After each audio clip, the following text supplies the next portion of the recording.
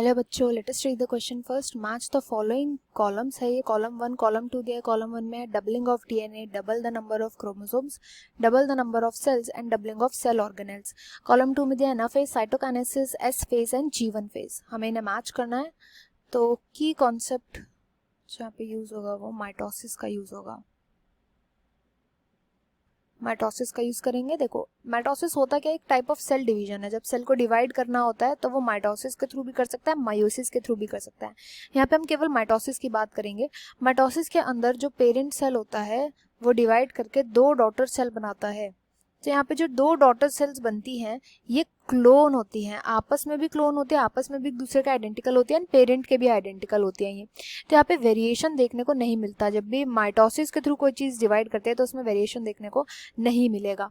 Mitosis में variation नहीं होता, बट ये बहुत कम टाइम लेती है, तो इसमें टाइम जो होता है बहुत कम लगता है। इसलिए ये डैमेज रिपेयरिंग में, डैमेज को जब भी रिपेयर करना होता है उसमें बहुत ज़्यादा यूज़ किया जाता है। एंड ग्रोथ के टाइम पर जब भी बॉडी के अंदर ग्रोथ हो रही होती है तो उसमें यूजुअली माइटोसिस के थ्रू सेल्स डिवाइड करती हैं। अब यहाँ पे एक एक करके ऑप्शंस को देखेंगे। Doubling of the DNA, DNA के डबलिंग कब देखने को मिलता है, तो ये हमें इंटरफेस में देखने को मिलता है।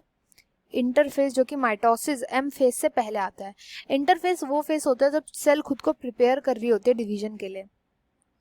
डिवीजन के लिए सेल खुद को प्रिपेयर कर रही होती है। एंड इसके मेन आगे चल करके आपको पता चलेगा इसके 3 फेसेस होते हैं।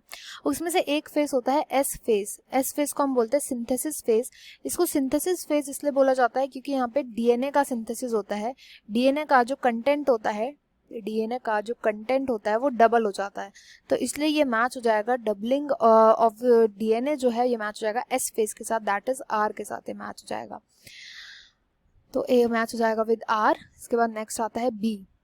बी में बोला गया doubling of number of chromosome. तो देखो कभी भी जो क्रोमोसोम का नंबर है वो एक्चुअल में डबल नहीं होता। होता क्या है कि जो क्रोमोसोम होते हैं, जो एक्स शेप के स्ट्रक्चर है क्रोमोसोम, ये सिस्टर क्रोमैटिड्स में ब्रेक कर जाते हैं। सिस्टर क्रोमैटिड में ब्रेक कर जाएंगे तो इनके ब्रेक करने की वजह से क्या होता है, जो ईच सिस्टर क्रोमैटिड होती है फिर हम उसको क्रोमोसोम बुलाने लगते हैं। तो एक्चुअल में कोई क्रोमोसोम का फॉर्मेशन नहीं होता। वही जो सिस्टर क्रोमैटिड्स जो जुड़ करके जिन्होंने ये एक्स शेप का स्ट्रक्चर बनाया होता है वो जब टूट जाती है, वापस सिस्टर क्रोमैटिड बन जाती है, तो तब हम उनको इंडिविजुअल को क्रोमोसोम बुलाने लगते हैं। तो देखो जैसे कि ये मेटाफेज है, ये मेटाफेज है, इसके नीचे एनाफेज है। आप यहाँ पे क्लियरली देखोगे, अगर हम काउंट करने चले कि कितने क्रोमोसोम है तो यहाँ पर हो जाएगा एक क्रोमोसोम, दूसरा क्रोमोसोम, तो यहाँ पे टोटल क्रोमोसोम हो गए 2 मेटाफेज में। जबकि हम एनाफेज में देखेंगे तो यहाँ पे 1 2 3 एंड 4, तो यहाँ पे आपको 4 क्रोमोसोम दिख जाएंगे। 4 क्रोमोसोम बन गए, क्यों? क्योंकि ये जो ईच सिस्टर क्रोमैटिड थी ये ब्रेक डाउन कर गई। एंड अब ईच सिस्टर क्रोमैटिड को हम क्या बुलाएंगे, ये ईच एक क्रोमोसोम हो जाएगी।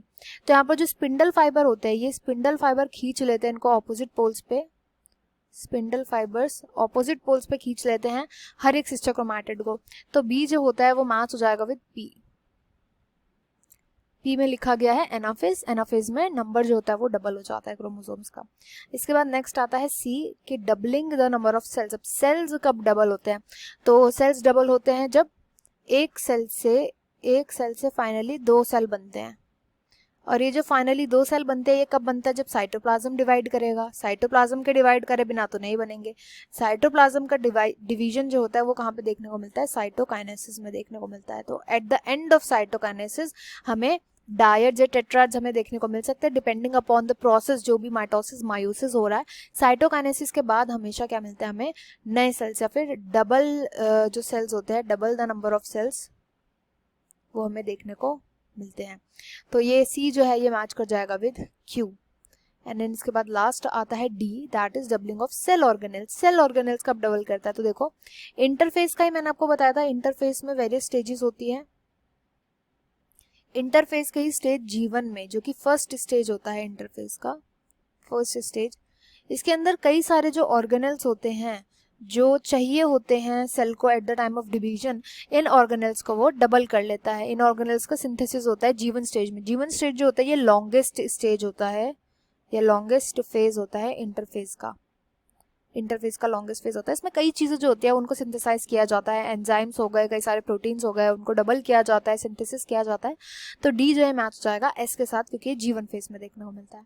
राइट आंसर ऑप्शन नंबर 1 हो जाएगा। I hope you understand well. Best of luck and thank you.